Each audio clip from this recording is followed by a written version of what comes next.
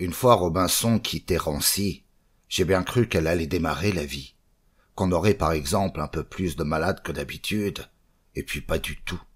D'abord il est survenu du chômage, de la crise dans les environs, et ça c'est le plus mauvais. Et puis le temps s'est mis, malgré l'hiver, au doux et au sec, tandis que c'est l'humide et le froid qu'il nous faut pour la médecine. Pas d'épidémie non plus, enfin une saison contraire, bien ratée.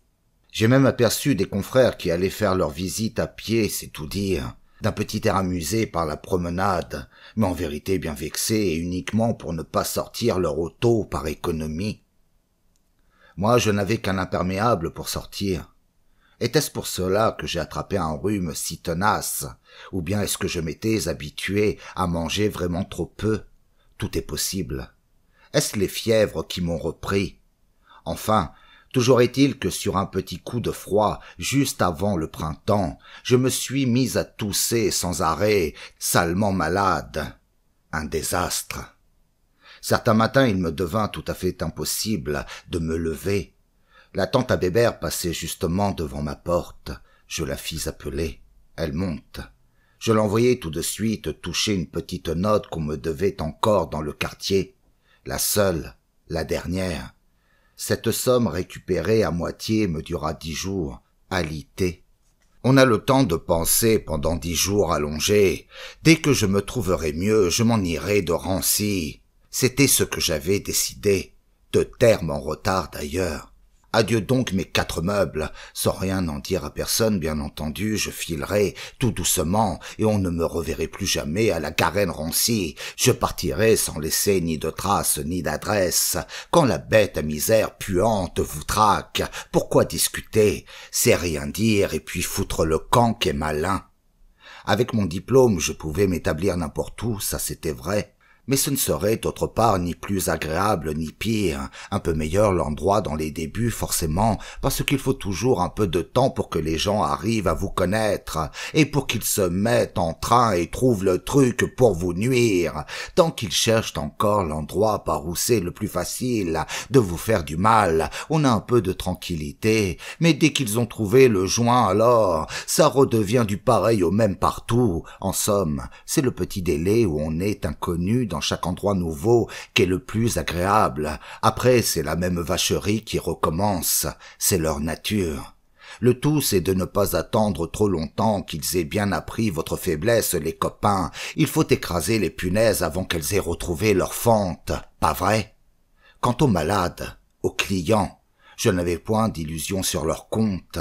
Ils ne seraient dans un autre quartier ni moins rapaces, ni moins bouchés, ni moins lâches que ceux d'ici. Le même pinard, le même cinéma, les mêmes ragots sportifs, la même soumission enthousiaste aux besoins naturels, de la gueule et du cul. On referait là-bas comme ici la même horde lourde, bouseuse, titubante d'un bobard à l'autre, hablarde toujours, trafiqueuse, malveillante, agressive entre deux paniques. Mais puisque le malade, lui, change bien de côté dans son lit, dans la vie, on a bien le droit aussi, nous, de se chambarder d'un flanc sur l'autre. C'est tout ce qu'on peut faire et tout ce qu'on a trouvé comme défense contre son destin. Faut pas espérer laisser sa peine nulle part en route. C'est comme une femme qui serait affreuse la peine et qu'on aurait épousée. Peut-être est-ce mieux encore de finir par l'aimer un peu que de s'épuiser à l'abattre pendant la vie entière, puisque c'est entendu qu'on ne peut pas l'estourbir. Toujours est-il que j'ai filé bien en douce de mon entresol à Rancy. Ils étaient autour du vin de table et des marrons chez ma concierge quand je passais devant leur loge pour la dernière fois, ni vu ni connu. Elle se grattait et lui penché sur le poêle, perclus de chaleur. Il était déjà si bien bu que le violet lui faisait fermer les yeux. Pour ces gens-là, je me glissais dans l'inconnu comme dans un grand tunnel sans fin. Ça fait du bien 3 êtres de moins à vous connaître, donc à vous épier et à vous nuire, qui ne savent même plus du tout ce que vous êtes devenus. C'est bon. 3, parce que je compte leur fille aussi, leur enfant Thérèse, qui se blessait à en suppurer de furoncle, tellement qu'elle se démangeait sans cesse sous les puces et les punaises. C'est vrai qu'on était tellement piqués chez eux, mes concierges, qu'en entrant dans leur loge, on aurait dit qu'on pénétrait dans une brosse peu à peu. Le long doigt du gaz dans l'entrée, cru et sifflant, s'appuyait sur les passants au bord du trottoir et les tournait en fantôme hagard et plein, d'un seul coup, dans le cadre noir de la porte. Ils allaient ensuite se chercher un peu de couleur, les passants, ici et là, devant les autres fenêtres et les lampadaires, et se perdaient finalement, comme moi, dans la nuit, noire et mou. On n'était même plus forcé de les reconnaître, les passants. Pourtant, ça m'aurait plu de les arrêter dans leur vague déambulage, une petite seconde, rien que le temps de leur dire une bonne fois que moi, je m'en allais me perdre au diable, que je partais, mais si loin, que je les emmerdais bien, et qu'ils ne pouvaient plus rien me faire, ni les uns ni les autres, rien tenter. En arrivant au boulevard de la Liberté, les voitures de légumes montaient en tremblotant vers Paris. J'ai suivi leur route. En somme, j'étais déjà presque parti tout à fait de Rancy, pas très chaud non plus.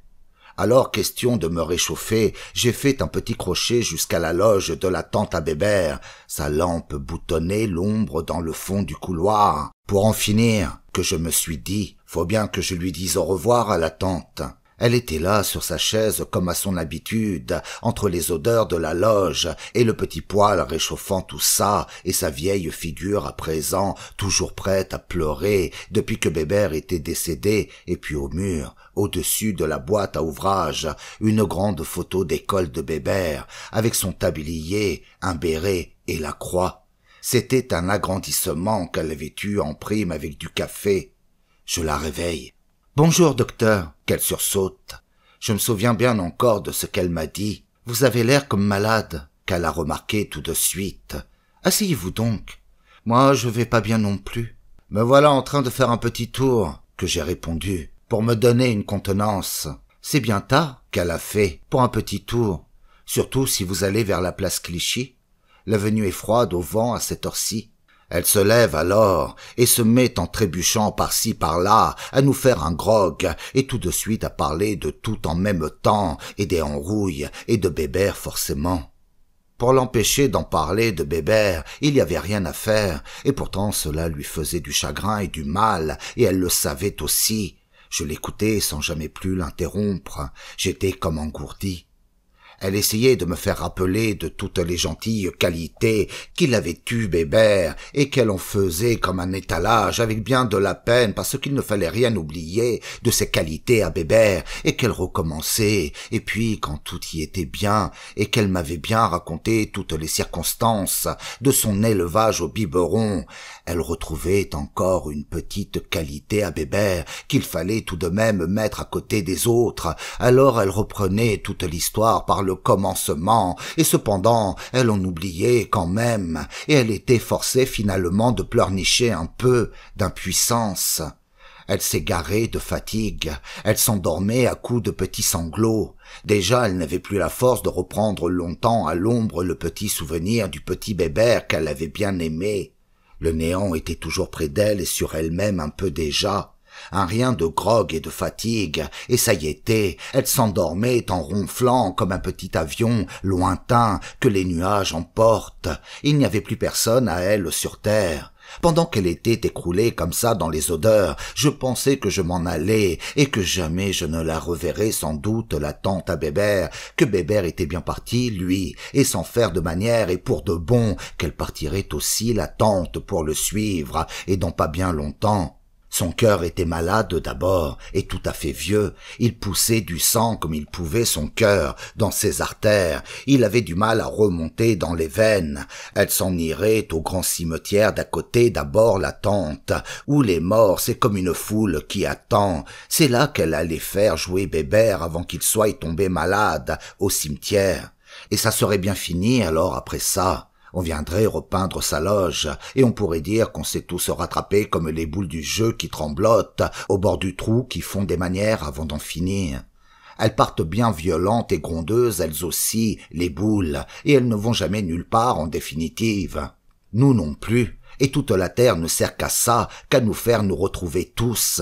Ce n'était plus bien loin pour la tante à Bébert à présent, elle n'avait presque plus d'élan. On ne peut pas se retrouver pendant qu'on est dans la vie, il y a trop de couleurs qui vous distraient, et trop de gens qui bougent autour. On ne se retrouve qu'au silence, quand il est trop tard, comme les morts. Moi aussi fallait que je bouge encore, et que je m'en aille ailleurs.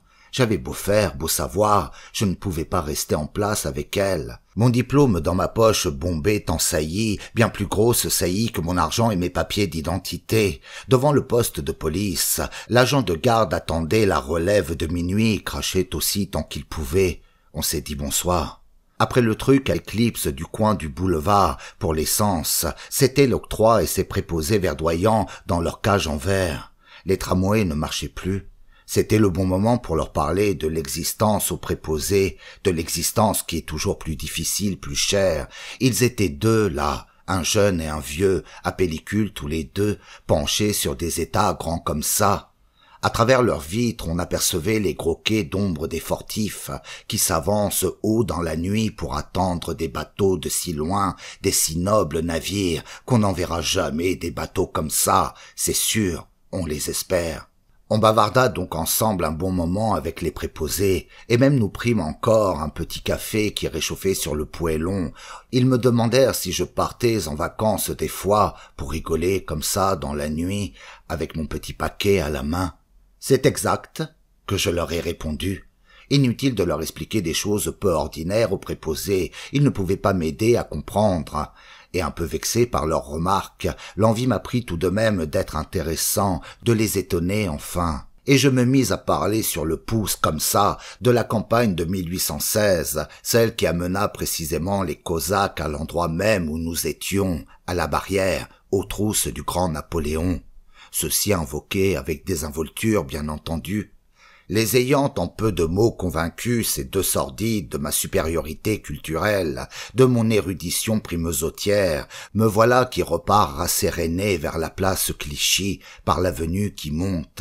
Vous remarquerez qu'il y a toujours deux prostituées en attente au coin de la rue des Dames. Elles tiennent ces quelques heures épuisées qui séparent le fond du jour au petit matin. Grâce à elles, la vie continue à travers les ombres. Elles font la liaison avec leurs sacs à main bouffis d'ordonnances, de mouchoirs pour tout faire, et les photos d'enfants à la campagne.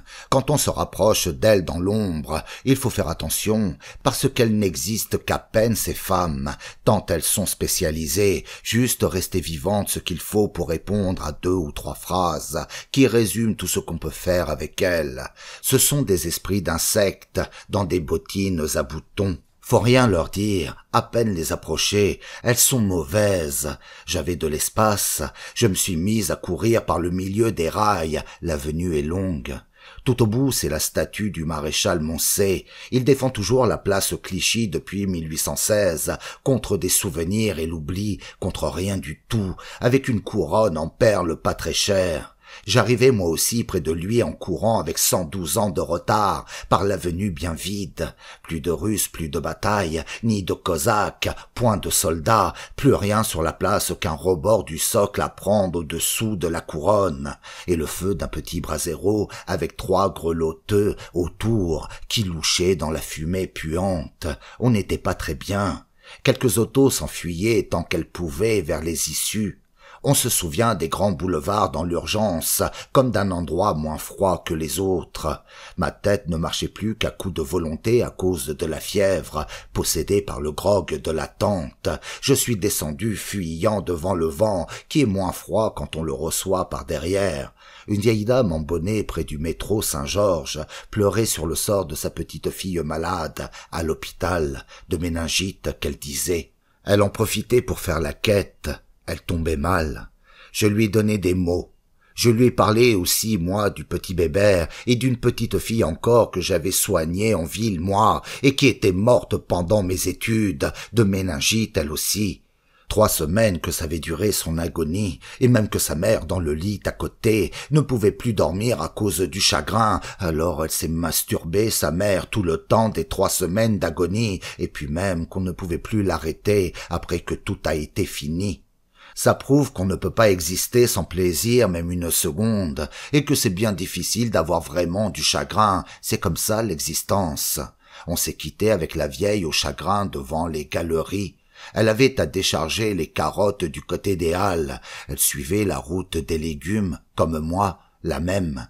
Mais le tarapout m'a attiré, il est posé sur le boulevard comme un gros gâteau en lumière, et les gens y viennent de partout pressés comme des larves. Ils sortent de la nuit tout autour, les gens, avec les yeux tout écarquillés déjà, pour venir se les remplir d'images. Ça n'arrête pas l'extase, c'est les mêmes qu'au métro du matin, mais là, devant le tarapout, ils sont contents comme à New York, ils se grattent le ventre devant la caisse, ils suintent un peu de monnaie, et aussitôt les voilà tout décidés, qui se précipitent en joie dans les trous de la lumière. On en était comme déshabillés par la lumière, tellement qu'il y en avait sur les gens, les mouvements, les choses, plein des guirlandes et des lampes encore. On n'aurait pas pu se parler d'une affaire personnelle dans cette entrée, c'était comme tout le contraire de la nuit.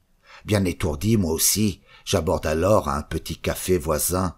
À la table d'à côté de moi, je regarde et voici Parapine, mon ancien professeur, qui prenait un boc avec ses pellicules et tout.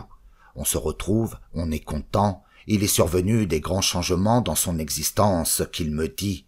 Il lui faut 10 minutes pour me les raconter. C'est pas drôle. Le professeur jaunissait à l'institut était devenu si méchant à son égard, l'avait si tant persécuté, qu'il avait dû s'en aller Parapine, démissionner, quitter son laboratoire, et puis aussi, c'étaient les mères des petites filles du lycée qui étaient venues à leur tour pour l'attendre à la porte de l'institut et lui casser la gueule, histoire, enquête, angoisse.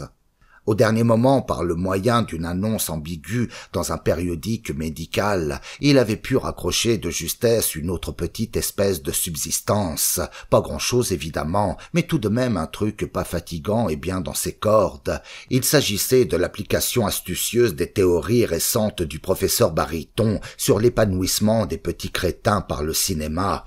Un fameux pas en avant dans le subconscient. On ne parlait que de cela dans la ville. C'était moderne. Parapine accompagnait ses clients spécieux au tarapout moderne. Il passait les prendre à la maison de santé moderne de Bariton, en banlieue, et puis les reconduisait après le spectacle, gâteux, repus de vision, heureux et saufs et plus modernes encore. Voilà tout. Dès qu'assis devant l'écran, plus besoin de s'occuper d'eux, un public en or. Tout le monde content, le même film 10 fois de suite les ravissait, ils n'avaient pas de mémoire, ils jouissaient continuellement de la surprise, leur famille ravie, Parapine aussi, moi aussi, on en rigolait d'aise et de boire des bocs et des bocs pour célébrer cette reconstitution matérielle de Parapine sur le plan du moderne. On ne s'en irait qu'à 2 heures du matin après la dernière séance au tarapout. C'était décidé, pour chercher ces crétins, les ramasser et les ramener dardard en auto à la maison du docteur Bariton, à Vigny-sur-Seine. Une affaire. Puisqu'on était heureux l'un et l'autre de se retrouver, on s'est mis à parler rien que pour le plaisir de se dire des fantaisies, et d'abord sur les voyages qu'on avait faits l'un et l'autre, et enfin sur Napoléon comme ça, qui est survenu à propos de Moncey sur la place Clichy, dans le courant de la conversation. Tout devient plaisir dès qu'on a pour but d'être seulement bien ensemble, parce qu'alors on dirait qu'on est enfin libre. On oublie sa vie, c'est-à-dire les choses du pognon. De fil en aiguille, même sur Napoléon, on a trouvé des rigolades à se raconter. Parapine, il la connaissait bien, lui, l'histoire à Napoléon. Ça l'avait passionné autrefois qu'il m'a pris, en Pologne, quand il était encore au lycée. Il avait été bien élevé, lui, Parapine, pas comme moi. Ainsi, à ce propos, il me raconta que pendant la retraite de Russie, les généraux à Napoléon, ils avaient eu un sacré coton pour l'empêcher d'aller se faire pomper à Varsovie une dernière fois suprême par la polonaise de son cœur. Il était ainsi, Napoléon, même au milieu des plus grands revers et des malheurs. Pas sérieux, en somme. Même lui, l'aigle à sa Joséphine, le feu au train, c'est le cas de le dire, envers et contre tout. Rien à faire d'ailleurs tant qu'on a le goût de jouir et de la rigolade, et c'est un goût qu'on a tous. Voilà le plus triste, on ne pense qu'à ça, au berceau, au café, sur le trône, au cabinet, partout, partout. Pistoquette, Napoléon ou pas, cocu ou pas, plaisir d'abord, que crèvent les 400 000 hallucinés embérésinés jusqu'au plumet, qu'ils se disaient le grand vaincu, pourvu que Poléon tire encore un coup, quel salaud, et allez donc, c'est bien la vie. C'est ainsi que tout finit, pas sérieux, le tyran est dégoûté de la pièce qu'il joue bien avant les spectateurs. Il s'en va baiser quand il n'en peut plus, le tyran, de sécréter des délires pour le public. Alors son compte est bon, le destin le laisse tomber en moins de 2. Ce n'est pas de les massacrer à tour de bras que les enthousiastes lui font un reproche, que non, ça c'est rien, et comment qu'on lui pardonnerait, mais d'être devenu ennuyeux tout d'un coup, c'est ça qu'on lui pardonne pas. Le sérieux ne se tolère qu'au chiquet. Les épidémies ne cessent qu'au moment où les microbes sont dégoûtés de leurs toxines. Robespierre, on l'a guillotiné parce qu'il répétait toujours la même chose, et Napoléon n'a pas résisté, pour ce qui le concerne, à plus de 2 ans d'une inflation de Légion d'honneur. Ce fut sa torture de ce fou, d'être obligé de fournir des envies d'aventure à la moitié de l'Europe assise. Métier impossible, il en creva. Tandis que le cinéma, ce nouveau petit salarié de nos rêves, on peut l'acheter, lui, se le procurer pour 1 heure ou 2, comme un prostitué. Et puis des artistes en plus de nos jours, on en a mis partout par précaution, tellement qu'on s'ennuie, même dans les maisons où on a mis des artistes, avec leurs frissons à déborder partout et leur sincérité à dégouliner à travers les étages, les portes en vibrent, c'est à qui frémira davantage, et avec le plus de culot, de tendresse, et s'abandonnera plus intensément que le copain. On décore à présent aussi bien les chiottes que les abattoirs, et le mont-de-piété aussi, tout cela pour vous amuser, vous distraire, vous faire sortir de votre destinée. Vivre tout sec, quel cabanon! La vie, c'est une classe dont l'ennui est le pion. Il est là tout le temps à vous épier d'ailleurs. Il faut avoir l'air d'être occupé, coûte que coûte, à quelque chose de passionnant. Autrement, il arrive et vous bouffe le cerveau. Un jour, qui n'est rien qu'une simple journée de 24 heures, c'est pas tolérable. Ça ne doit être qu'un long plaisir presque insupportable, une journée, un long coït, une journée, de gré ou de force.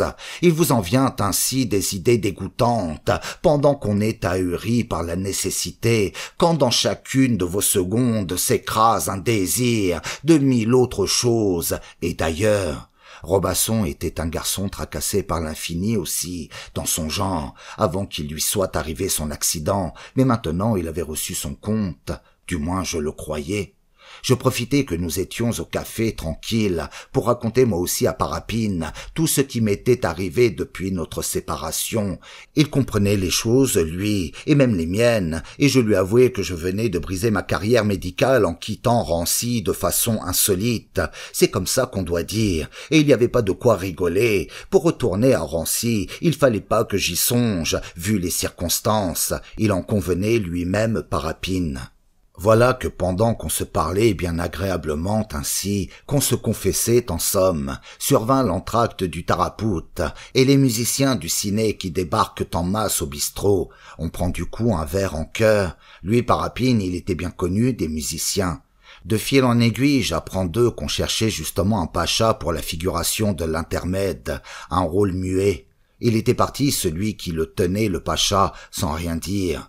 Un beau rôle bien payé pourtant dans un prologue. Pas d'effort. Et puis, ne l'oublions pas, coquinement entouré par une magnifique volée de danseuses anglaises, des milliers de muscles agités et précis, tout à fait mon genre et ma nécessité.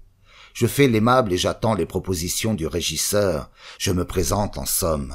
Comme il était si tard et qu'il n'avait pas le temps d'aller en chercher un autre de figurant jusqu'à la porte Saint-Martin, il fut bien content, le régisseur, de me trouver sur place. Ça lui évitait des courses. À moi aussi. Il m'a examiné à peine. Il m'adopte donc d'emblée. On m'embarque. Pourvu que je ne boite pas, on ne m'en demande pas davantage. Et encore. Je pénètre dans ces beaux sous-sols chauds et capitonnés du cinéma Tarapout, une véritable ruche de loges parfumées où les Anglaises dans l'attente du spectacle se détendent en jurons et cavalcades ambiguës.